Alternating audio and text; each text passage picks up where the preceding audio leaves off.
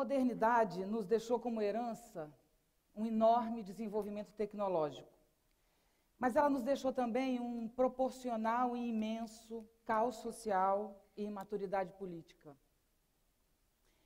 O sonho do mundo moderno terminou por desabar sobre nossas cabeças em forma de violência, aquecimento global, fome. A sociedade moderna, com seus projetos de futuro, com sua tentativa de consertar o mundo,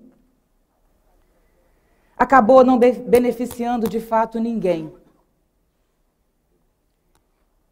E ela desmorona em consequência de sua própria exaustão. Diante da violência em grande escala, da iminência de desastres ecológicos, nós somos todos iguais. E de choque em choque descemos, ladeira abaixo, cabisbaixos, perplexos. Em meio aos destroços, hoje vivemos, acuados, como se tudo não pudesse ser também um alívio. O que se desintegra não é o mundo, mas um projeto de mundo e de sociedade. Um projeto de homem, um ideal de homem, que nasceu da vontade de eternidade, do medo da morte, do medo do tempo, do medo da angústia, do horror frente ao desconhecido, da indigência, dizia Nietzsche, não da força, da covardia e não da coragem. Nós somos herdeiros de projetos de mundo que prometiam vencer as desigualdades, eliminar o sofrimento e a angústia e controlar a natureza. A sociologia, a filosofia, a medicina, a engenharia, a psiquiatria, todos juntos, iriam construir no século XXI uma sociedade equilibrada e um homem estável. Mas estas expectativas desabaram. E ao desabarem essas expectativas, não apenas perdemos essa possibilidade, mas criou e aumentou a angústia e a expectativa de um mundo ideal, de um mundo que só poderia existir na nossa imaginação. Qualquer ser humano vivo, minimamente vivo, sabe que a vida é um jogo de forças, um confronto. Sabe que alegria e perda se complementam, que o ganho não necessariamente é alegria e que a perda nem sempre é tristeza. Talvez, por fim das expectativas, hoje reine desprezo e preguiça em espaços onde antes existia rebeldia, existia invenção. Mas a vida, e essa é a grande questão, a vida permanece exuberante, permanece intensa, e a penúria diz respeito à nossa estreita perspectiva. É essa perspectiva que a miséria contemporânea nos obriga a transformar, ainda bem. Precisamos admitir que o modelo racional de homem do qual nos orgulhamos, tanto nos orgulhamos, ele representou a possibilidade de dar conta de um projeto moderno. Quer dizer, esse projeto moderno, ele buscava dar conta de consertar o mundo por meio da ciência e da tecnologia.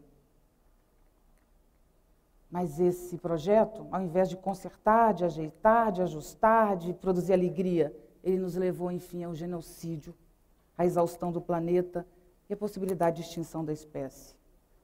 O modelo de ser humano que reproduzimos, sem mesmo nos dar conta em nossas instituições de ensino, ao contrário de estabilidade, autocontrole, apresentou requintes de crueldade muito maiores do que a animalidade que queríamos tanto nos afastar. O cientista da educação, Rui Canário, da Universidade de Lisboa, nos diz que a imaturidade política que nos caracteriza é consequência da escolarização. Engraçado. Costumamos nos referir à escola como solução para os problemas, mas talvez ela seja um dos centros da questão. Imaturo, fragmentado, desvinculado do todo é o modelo de ser humano que insistimos em reproduzir na escola. Tendo em vista um conjunto de promessas que teve origem no iluminismo e que associam a ideia de razão, felicidade e progresso, em função dessa ideia houve uma corrida pela escolarização. Mas as expectativas em torno da escola e de sua relação com o progresso e a justiça social não aconteceram. Ao contrário, quanto mais as sociedades se escolarizaram, mais se confrontaram com problemas de ordem social e política, especialmente em consequência das desigualdades. E quanto mais a sociedade se escolariza, mais o abismo entre o domínio técnico e a capacidade de convivência e ação. Nós vivemos à custa de um preço muito alto, num desequilíbrio imenso entre um conhecimento científico e técnico e a nossa capacidade de relação. E reina, então, a ignorância, ao contrário da racionalidade, que é o nosso modelo de conduta. O modelo escolar que ainda predomina no Brasil, ele foi marcado por dois grandes fatores, a industrialização tardia e o regime militar. Inspirada na linha de montagem de uma fábrica, nossa escola se caracterizou pela fragmentação, pela segmentação como um modo de ação. A nossa vida escolar se organiza em séries, como os produtos de uma linha de montagem. Saberes são separados uns dos outros, não tem conexão entre o conhecimento e eles são completamente afastados da vida.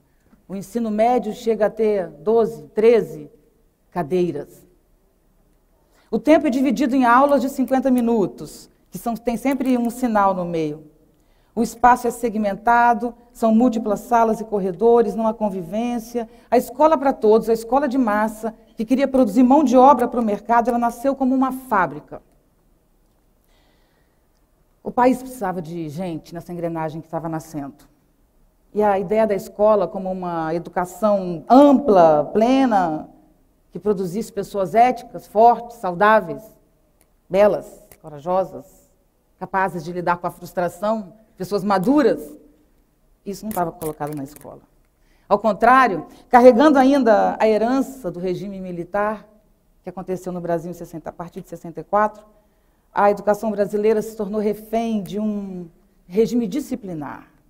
Ela chama de grade o currículo, ela chama de disciplina os conteúdos, ela chama de prova o dispositivo de avaliação.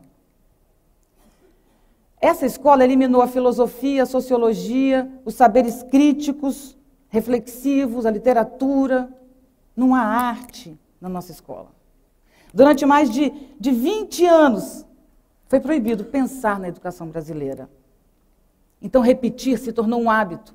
Acumular dados se tornou um hábito, um vício. Não a criatividade, a inteligência, mas o bom comportamento, a ordem e a disciplina. Talvez por isso tanta violência na escola. Uma escola sem vida. A escola brasileira ainda guarda o modelo do reformatório e da prisão. Os efeitos castradores e redutores do regime militar, que a gente pode lembrar com o nome de DOPS, afastou professores comprometidos e atuantes, proibiu livros, restringiu o pensamento. Os professores, intelectuais, artistas, os líderes foram alvo desse regime. A formação de jovens e crianças foi a grande prejudicada. As nossas grandes lideranças, as nossas coragens, como o seu Manuel, que subia num banquinho na sua padaria para falar mal da caristia, esses heróis, eles foram completamente calados. E a nossa educação, cada vez mais científica e tecnicista. Não podemos esquecer que nós, atuais professores, nos formamos nesse regime, a maioria de nós.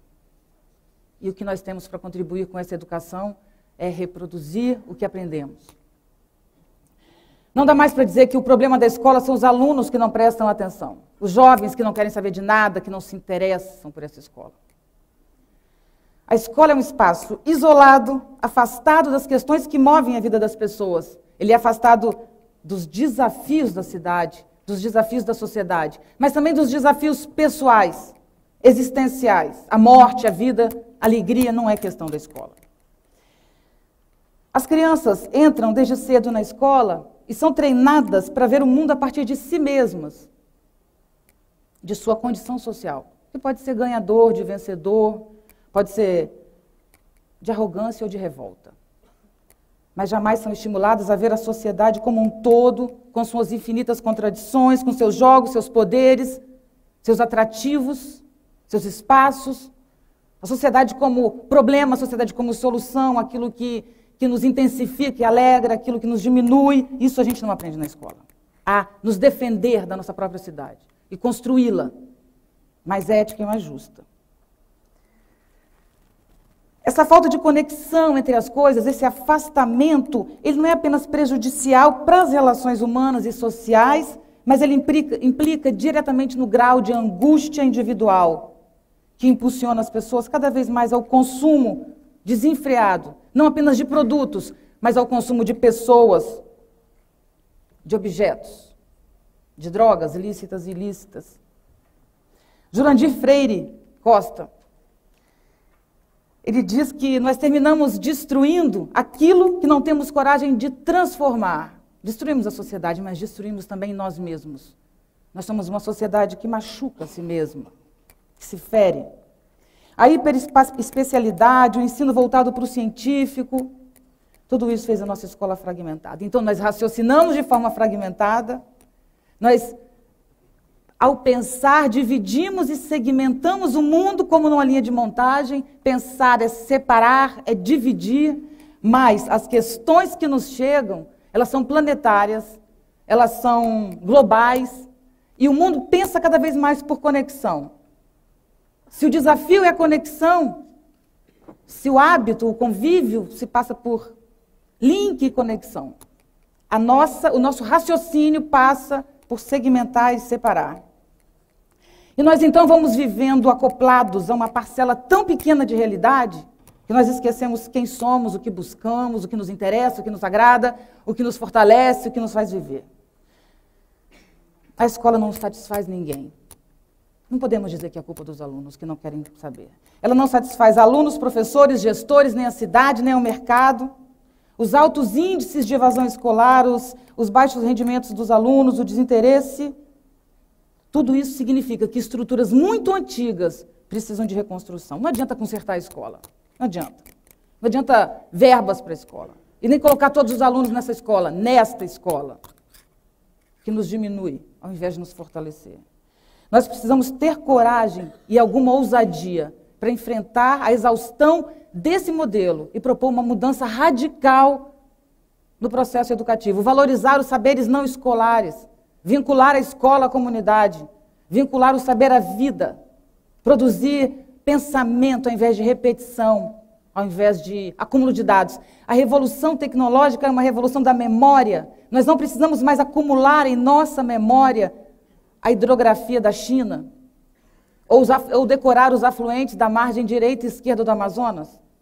Nós precisamos de um pensamento vivo, atuante, intenso, que nos ajude a enfrentar os desafios que temos, que são muitos, muitos, muito maiores do que podemos imaginar, supor ou intuir. Porque não é apenas um desafio, são desafios em todos os níveis, em todos os espaços. Nós não temos lideranças, nós formamos pela diminuição. A escola de massas, diferente da escola que existia na década de 50, que era uma escola atuante, uma escola reflexiva, uma escola que tinha filosofia, sociologia e todos os saberes, mas era uma escola para a elite. Você fazia até o 4º ano. Para passar para o 5º, você fazia um exame de admissão. Era uma escola excludente. Passagem dessa escola grandiosa e excludente para a escola de massas é a diminuição da qualidade e o nivelamento por baixo. A escola não trabalha as diferenças. A escola trabalha as identidades. A escola quer que sejamos todos iguais, mas somos diferentes. Então, uma criança que aprende a ler com 8 anos é menor do que uma criança que aprende a ler com 7, porque 7 é a hora da criança aprender a ler. Uma criança que tem dificuldade de leitura, uma criança que não tem um braço, uma criança que é negra, um adolescente que é muito criativo, esses não cabem na escola. Como nós podemos produzir pessoas éticas, pessoas maduras que sabem lidar com a frustração, se a nossa sociedade nos afasta cada vez mais da cidade, se a nossa escola é a reprodução de um mecanismo de exclusão? Nós precisamos de um novo pensamento, de um novo modelo de pensamento que agregue ao invés de separar. ou não sobreviverá possibilidade de vida e de discurso sobre a vida nesse planeta. Muito obrigada.